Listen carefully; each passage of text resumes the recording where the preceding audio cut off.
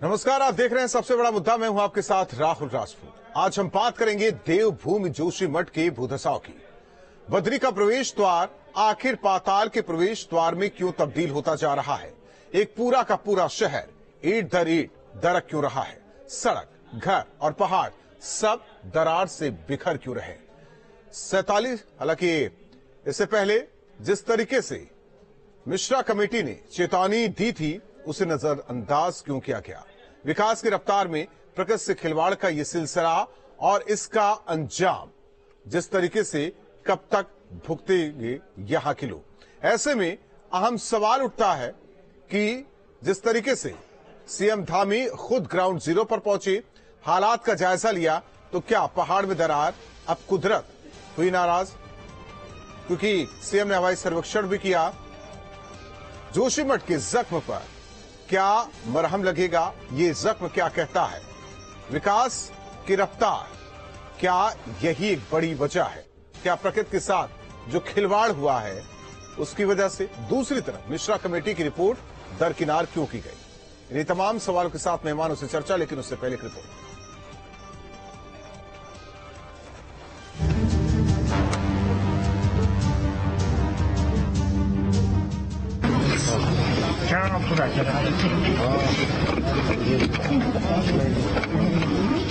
जोशीमठ भूधसाव पर एक्शन में सीएम धामी। अपने हाथ में ली पूरे मामले की कमान। पीड़ित परिवार के साथ उत्तराखंड सरकार।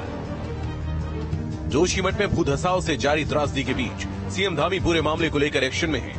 शुक्रवार को राजधानी में आला अधिकारियों के साथ मंथन और चर्चा के अगले दिन शनिवार को सीएम धामी जोशीमठ पहुंचे, जहां उन्होंने हर स्थिति का हवाई और जमीनी जायजा लिया। ये 5 तस्वीरें हैं सीएम धामी के जोशीमठ दौरे की।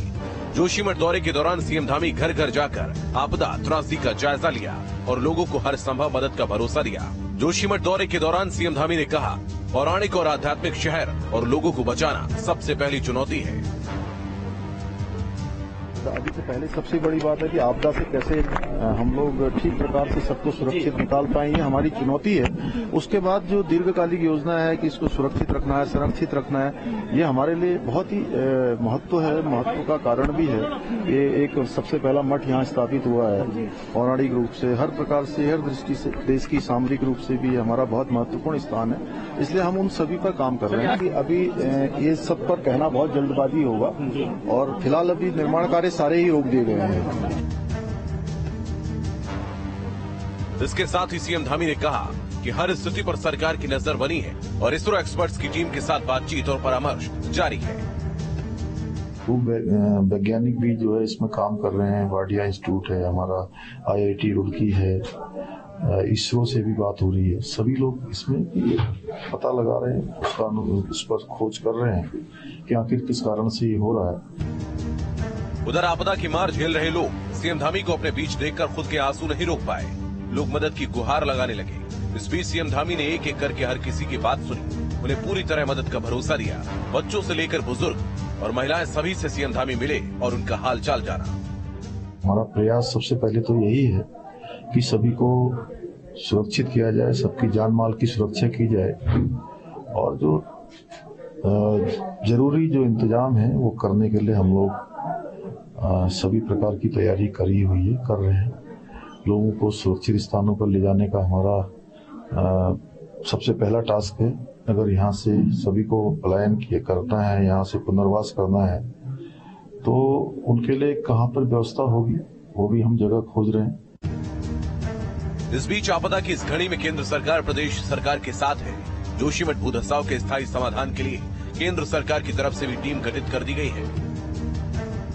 केंद्र के लगातार संपर्क में हैं और हमारे चाहे हमारा प्रधानमंत्री जी का कार्यालय हो, गृह मंत्री जी का हो, हमारे पार्टी के लोग या हमारे देश के जो मंत्रालय इससे संबंधित है, जबकि जल शक्ति मंत्रालय सीधे सीधे कहीं इन सब जो रिसर्च हो रही है इस पर बहुत सारे हमारे संस्थान काम कर रहे हैं, भूवैज्ञानिक काम कर रहे हैं, उससे जुड़ा हुआ है, तो उन्होंने भी अपना काम बढ़ाया और निश्चित रूप से आज हमें सभी की आवश्यकता है।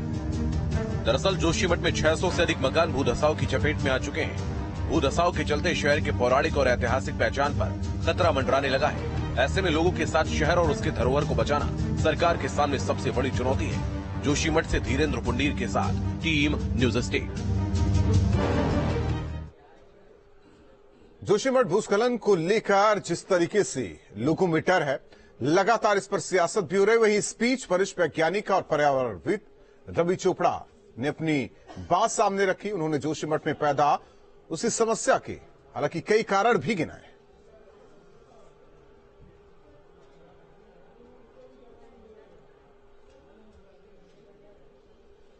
मेन सेंट्रल थ्रस्ट जो मध्य केंद्रीय भ्रंश है उसके ऊपर पैराग्लेशियल जोन पड़ता है और पैराग्लेशियल जोन में कोई बांध नहीं बनने चाहिए। ये 2014 में संस्तुति हुई थी, नहीं मानी, काम चल रहा था। 2021 में आप सबने देखा, फरवरी 2021 में किस तरह से फिर वो माचिस की तीली की तरह उस बांध को उड़ा दिया जो निर्माण में अधीन था। उसी का पानी आया है। और जो इसका हेलंग मारवाड़ी बाईपास की संस्तुति दी है उसमें भी हमने कहा था कि बड़े गहराई से आपको साइंटिफिक टेक्निकल इन्वेस्टिगेशन करनी है, वो नहीं हुई है। वो जैसे पहले उनकी रिपोर्ट बनी थी उसी हिसाब से चल रहे हैं आगे। जब आप ब्लास्टिंग करते हो तो पहाड़ का बड़ा हिस्सा हिलता है। अब जब पहाड़ ही मिट्टी का ढेर है, ये पुरानी मिट्टी ग्लेशियर्स छोड़ गए हैं यहाँ पर, जब पहाड़ ही आपका मिट्टी का ढेर है तो वो मिट्टी फिर दरारें आती हैं, चट्टानों में आती हैं, मिट्टी में आती हैं। वहीं जोशीमठ भूधसाव पर सियासत भी जोरों पर है। धामी सरकार बहुत देर से नींद से जागी है, इसलिए क्योंकि ये 6ठा साल चल रहा है प्रचंड बहुमत और डबल इंजन की सरकार को। लेकिन जो डैमेज वहां होना था वो तो हो चुका।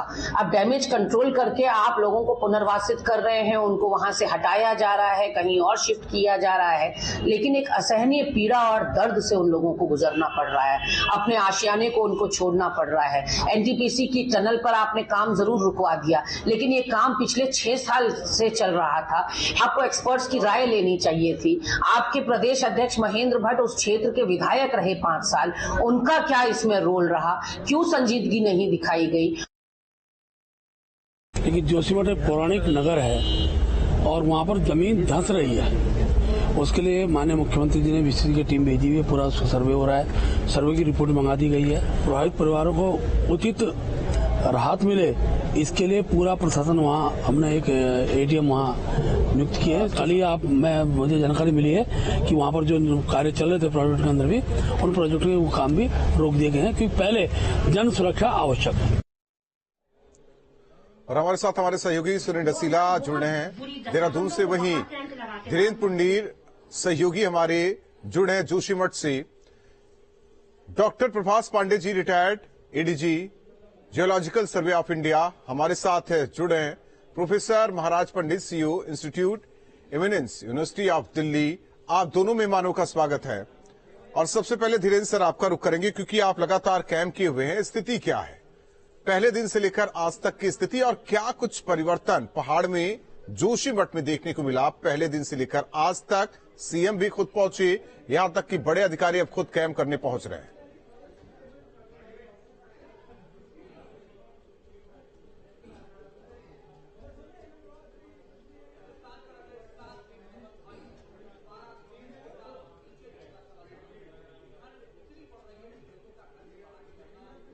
जब वहां से निकलना शुरू हुआ, खासतौर से जेपी के उस कैंप से, जो रेजिडेंशियल कैंप है, हम ऊपर से निकलकर जो अभी भी 300 से 400 लीटर पर मिनट की रफ्तार से पानी निकल रहा है, वो पानी बेहद गदला पानी था और उसके साथ साथ उसमें सिल्ट है, फाइन सिल्ट है जो कंटिन्यू चल रही है और उसी ने पूरा का पूरा वो इलाका, मतलब लगभग 30% इलाका वहां का बिल्कुल डिस्ट्रॉय कर दिया। उसके साथ साथ पूरा जो जब हम लोग पहुंचे उस वक्त वक्त कुछ 100 घर थे, लेकिन ये संख्या रोज बढ़ रही है। और अब तो ये हुआ कि नीचे की तरफ अगर हम लोग जाते हैं, पूरा विष्णुप्रयाग और इधर गांधीनगर वार्ड जहां पहले शुरू हुआ था, ये 1.5 साल पहले जहां बड़ी संख्या में था, वहां से लेकर इधर आप मारवाड़ी तक आते हैं, या फिर इधर होटल्स जो माउंट व्यू है, या उसमें सड़कें फटी हुई हैं, खेत फट रहे हैं, और रोज मकानों में दरारें बढ़ रही हैं। यानी जिन हिस्सों में है, अगर हम पहले की तरह देखते तो पहले कुछ हिस्से जो पिछले 1 से 1.5 साल जिस पर ध्यान नहीं दिया गया, वो एक तरफ के हिस्से थे, लेकिन आज की डेट में ये हिस्से पूरी तरफ से, मतलब अगर हम लोग उस मैप को देखते हैं राहुल, तो वो चारों तरफ दिख रहा है, जो काफी चिंताजनक बात है। और ये तो हमारे साथ साइंटिस्ट जुड़े हुए हैं, वो ज्यादा बेहतर तरीके से इसको बता सकते हैं, लेकिन लोगों की चीख, लोगों का दर्द जो हम यहाँ सुन रहे हैं, अपनी आंखों के सामने तबाह होते हुए देखना यकीनन काफी कष्ट रहा है। सुरेंद्र, हालांकि कुदरत पहले ही आगाह कर देती है, जिस तरीके से धीरेन्द्र सर ने भी बताया। सवाल इस बात को लेकर है कि सीएम खुद पहुंचते हैं, यानी कि देहरादून से जोशीमठ या जोशीमठ से देहरादून, देहरादून से दिल्ली, सबकी नजर है इस पर, लेकिन वजह क्या, ये अभी तक साफ नहीं।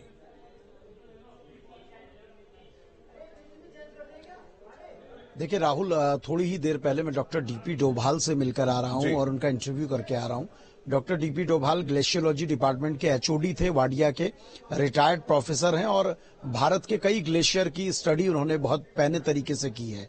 जोशीमठ को लेकर उनका ये कहना है कि ये 5000 साल पहले की अगर बात करें तो ये हिस्सा पूरा ग्लेशियर का रहा है। यानी ये जोशीमठ जिस पे बसा हुआ है वो मोरेन है, जिसे आप ग्लेशियर का मलबा कह सकते हैं। इसमें जो हार्ड रॉक वाला हिस्सा है वो बिल्कुल टाइट है, जिसमें कंस्ट्रक्शन के बावजूद किसी तरह की कोई दरार नहीं है। लेकिन जिस हिस्से में ये दरारें आ रही हैं, ये मोरेन का फर्क है। और दूसरा, इसमें बहुत ज्यादा डाउन है, और जब मोरेन में खिसके किसी भी तरीके से फ्रिक्शन आएंगे, किसी भी तरीके से क्रैक्स आएंगे, तो वो इसी तरीके से नीचे की ओर डाउन होंगे। उनका सीधे तौर पे ये कहना है कि एक तो सबसे बड़ी बात यह है कि इस हाई एल्टीट्यूड पे इतना कंस्ट्रक्शन नहीं होना चाहिए था।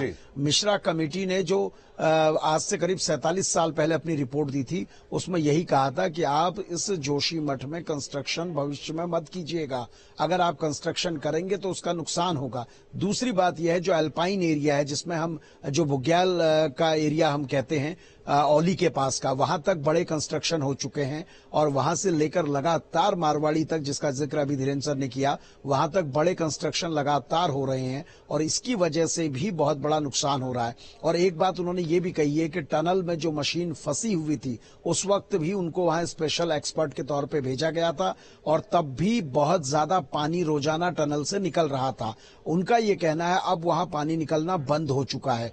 हो सकता है जो मारवाड़ी की ओर ये पानी निकल रहा है, जिसे अभी धीरेन्द्र सर बता रहे थे, ये वही पानी हो सकता है जिसने डायरेक्शन चेंज कर दिया हो। इस तरह की भी बात साइंटिस्ट कह रहे हैं, लेकिन अभी ये पूरी रिसर्च के बाद क्लियर होगा। लेकिन एक चीज तो ये साफ है कि जोशीमठ में जिस तरीके का बड़ा कंस्ट्रक्शन हुआ है पिछले 20-25 सालों में, वो शायद नहीं होता तो इतनी जल्दी ये दिक्कतें नहीं आती। डॉक्टर प्रभास पांडे जी, विज्ञान क्या कहता है?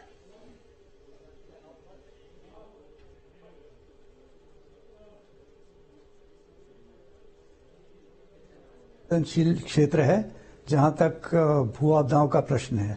यहाँ पर ये साइस्मिक जोन 5 में आता है, जहां पर 9 या उससे अधिक इंटेंसिटी के भूकंप प्रायः आ सकते हैं। उसके अलावा यहाँ पर भूस्खलन की बड़ी समस्या है, क्योंकि यहाँ पर बड़े स्टीप स्लोप्स हैं। इसके अलावा ग्लेशियर लेक आउटबर्स्ट, एवलांचेस, ये भी यहाँ पर इस क्षेत्र में आ सकते हैं। तो एक तरह से देखा जाए तो ये बहुत ही डायनेमिक लैंडफॉर्म है, जहाँ पर बड़े चेंजेस बड़ी तेजी से होते रहते हैं। उसमें ये जोशीमठ का शहर बसा हुआ है, जिसकी 17-18 हजार की आबादी है आजकल। और मेरे ख्याल से कि ये जैसा अभी बताया गया, मोरेन डिपॉजिट के ऊपर है या ओल्ड लैंडस्लाइड डेब्री के ऊपर ये टाउन बसा हुआ है, तो ये शायद इतना सक्षम नहीं है फाउंडेशन यहाँ की जो इस लोड को ले सके। इसका दूसरा पहलू मैं बता सकता हूँ कि यहाँ पर ये जो ट्रिगरिंग फोर्सेस होते हैं, चाहे वो अर्थक्वेक के रूप में हो, चाहे वो ग्रेविटी पुल की वजह से जिसके लैंडस्लाइड होते हैं, या फिर वो मानव इंटरवेंशन की वजह से हो, जैसे कि टनलिंग हो रही है या रोड कंस्ट्रक्शन हो रहा है, बिल्डिंग कंस्ट्रक्शन हो रहा है, ये सब एक बड़ा कॉम्प्लेक्स सिस्टम पैदा करता है। जो कि रिस्पॉन्सिबल है अभी की इस आपदा के लिए।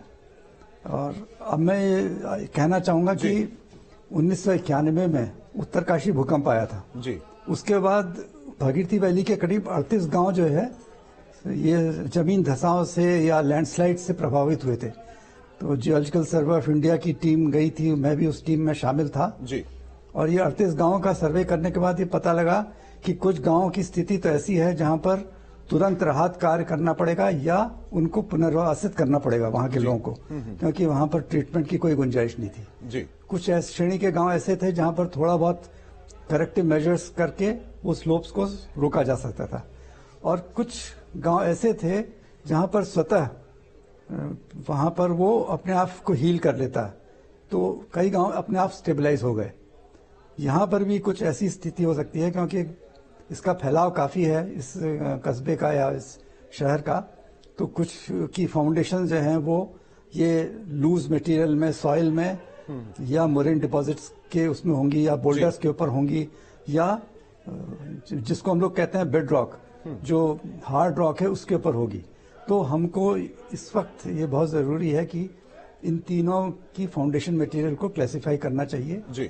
ये किस क्षेत्र में ये foundation of buildings loose material में है, किस क्षेत्र में फाउंडेशन मटेरियल जो है वो बोल्डर्स में है, किस में वो हार्ड रॉक पे है, और इसके हिसाब से हमको ये क्लासिफाई करके एक मैपिंग करनी चाहिए।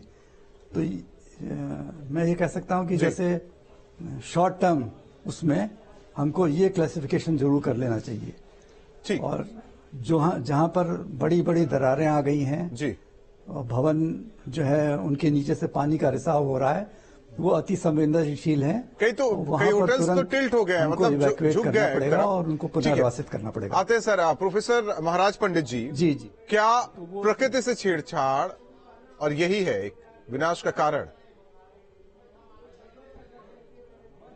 देखिए, एक शब्द में उसका जवाब तो ये है हाँ, लेकिन जो जोशीमठ की बात है, जोशीमठ की बात बड़ी पुरानी है। ये कोई नया जो है डेवलपमेंट नहीं है, क्योंकि अब देखिए मैं आपको 1974 की बात बता, हम तो तब खैर स्कूल वगैरह में थे, बचपन था, लेकिन हमारे टीचर इस एरिया में रिसर्च करते थे जी। और उन्होंने मेरी जो पुस्तक है हिमालय पर, उस पर मैंने उसका पूरा जिक्र किया है। और ये कोई रॉकेट साइंस नहीं है, हम सबको पता है कि जोशीमठ की क्या दिक्कत है। दो चीजें हैं, एक तो अभी जो इन्होंने कहा, डोभाल जी का उन्होंने जिक्र किया, जो कहा कि ये ग्लेशियल वैली है, तो उसमें ग्लेशियल मोरेन की वजह से वो, अब देखिए आटे के समान होता है वो बुरा, या जिससे एक तो वो दिक्कत है, उसमें किसी किस्म की भी छेड़छाड़ होगी वो तो नीचे आएगा।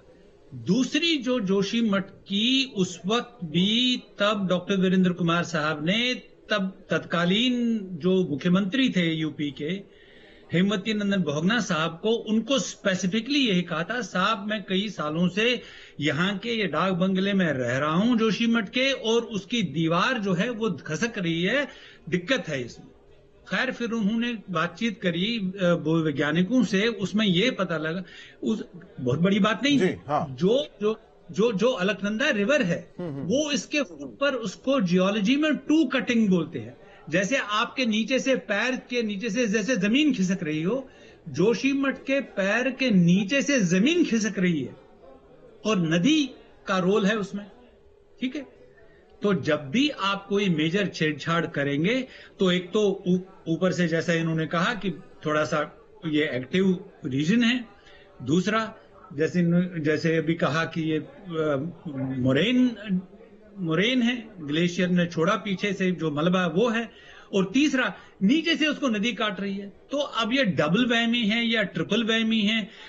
तो अगर हम ये सिंपल वैज्ञानिक बातों को नहीं समझेंगे, बार बार, ये मैं 74 की बात बता रहा हूँ, 74 मार्च में, अप्रैल में मिले थे, हेमवती नंदन बहुगुणा से कहा था, और मेरी किताब में साफ, अगर मैं उसका पृष्ठ आपको यहां दिखाऊं अभी, ये देखिए उसमें साफ लिखा हुआ है, एक सेकंड आप होल्ड करिए, तो आप देख नहीं पा रहे हैं, उसमें साफ लिखा हुआ कि the land under the building was slowly but surely subsiding. उस वक्त भी मुख्यमंत्री जी को कहा था कि साहब ये जोशी मठ की धरती खिसक रही है, लैंड सबसाइड हो रहा है, और तब से आज तक हम क्या बनाए जा रहे हैं होटल भी। अब आप कह रहे हैं कि होटल, हमको कहीं ना कहीं तो थोड़ा सा सोचना पड़ेगा ना कि इन जगहों पर आप देखिए, आप बद्रीनाथ जी देखिए इस वक्त, या जितनी भी जगह हैं जो भू वैज्ञानिक दृष्टि से काफी सेंसिटिव हैं, वहां पर भी आप जो हैं वो दिल्ली जैसा मीना बाजार और वो नहीं हो सकता बनाना चाहते हैं। तो दिक्कत ये है कि उसकी कैरिंग कैपेसिटी कम है। जब किसी क्षेत्र की कैरिंग कैपेसिटी कम है, जिस जहाज में 100 लोग हैं या जिस नाव में 100 लोग चढ़ सकते हैं उसमें 500 लगाएंगे तो नाव डूबेगी। यानी कि गलतियां कई तरफ से हुई हैं और पहले ही कहिए कि जोशीमठ की धरती ने पहले ही चेता दिया था। धीरेन्द्र सर, एक चीज है कि सीएम पहुंचते हैं और मदद की बात कही जा रही है, पुनर्वास की बात कही जा रही है। जिस तरीके से प्रभास जी ने कहा कि कई जगह तो ऐसे थे जो उन्होंने बताई स्थिति कि तुरंत के तुरंत, क्या यहां भी ऐसी स्थिति बन रही है कि कुछ ऐसा इलाका, कुछ ऐसा क्षेत्र जहां तुरंत के तुरंत पुनर्वास की सबसे ज्यादा जरूरत है?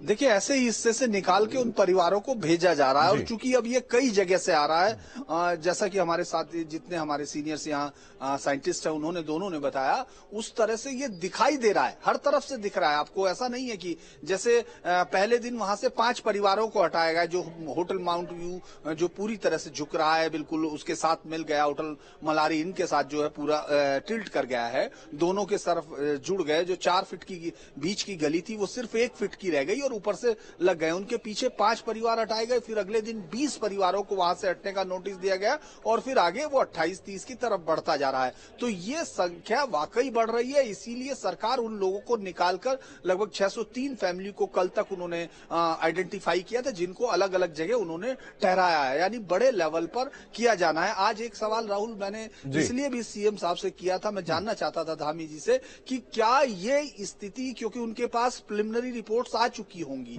कि क्या पूरे शहर को खतरा है या नहीं है। हालांकि अभी तक कोई इसका सही जवाब नहीं दे रहा है, लेकिन जिस तरह से ये हो रहा है वो डर चारों तरफ दिखता है। जी सुरेंद्र, डर तो है, और ये डर की वजह कि सीएम खुद भी पहुंचते हैं, अब बड़े अधिकारी कैंप करेंगे। सवाल इस बात को लेकर कि फौरी राहत क्या, वहां के परिवार, वहां के लोग, इस ठंड में बच्चे।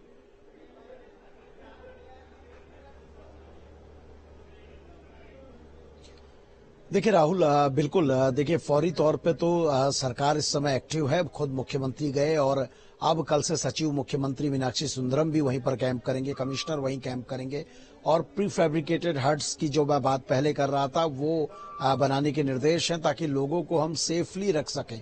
अभी सबसे बड़ी चिंता की बात यह है कि अभी तो मौसम फिर भी बर्दाश्त किया जा सकता है, लेकिन 12 तारीख के पास जो मेट डिपार्टमेंट बता रहा है 12 तारीख के बाद कि अच्छी खासी बर्फबारी होगी और हाई एल्टीट्यूड एरिया है, तो उसके बाद चिंता ज्यादा बढ़ सकती है। बर्फ का भी एक प्रेशर पड़ता है, मकानों में प्रेशर पड़ रहा है, दरारें पहले से हैं, फिर बर्फ पड़ेगी, तो कई सारी चीजें हैं जो दिक्कतें पैदा करेगी। और इसीलिए सरकार भी वहां पर चाहती है कि फूड एंड सिविल सप्लाई की कमी ना हो, कहीं पर भी किसी भी तरीके की राहत की कमी ना हो।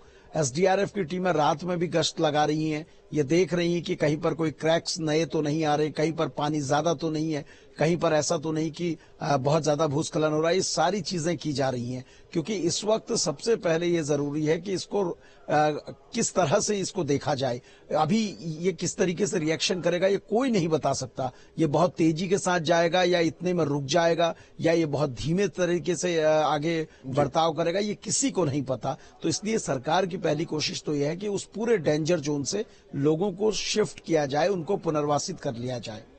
चलिए, आप दोनों मेहमानों का, सुरेंद्र और धीरेन्द्र सर, आपका भी बहुत बहुत धन्यवाद हमारे साथ जुड़ने के लिए, जानकारी देने के लिए और मेहमानों का बातचीत करने के लिए। जाहिर तौर पर जिस तरीके से मेहमानों ने बताया कि पहले ही जोशीमठ की धरती ने यह बता दिया था कि स्थिति क्या है, फिर भी मानव जात चेतती नहीं, या फिर क्या अधिकारी या सरकार दर सरकार जिस तरीके से बदलती रही, जोशीमठ की तरफ ध्यान नहीं। और आज जब पहाड़ दरक रहा, जमीन दरक रही, मकान दरक रहे, होटल दुकान सब दरक रहे, तो लोगों की चिंता बढ़ गई है। डर उनको लेकर है जो अभी भी उस दरके हुए मकान में रह रहे हैं। फौरी तौर पर व्यवस्था की जा रही है। दिल्ली से लेकर देहरादून, देहरादून से लेकर जोशीमठ तक नजर रखी जा रही है और बार बार प्रकृति ये कह रहा है कि छेड़छाड़ बंद कर। सबसे बड़ा मुद्दा में बस इतना।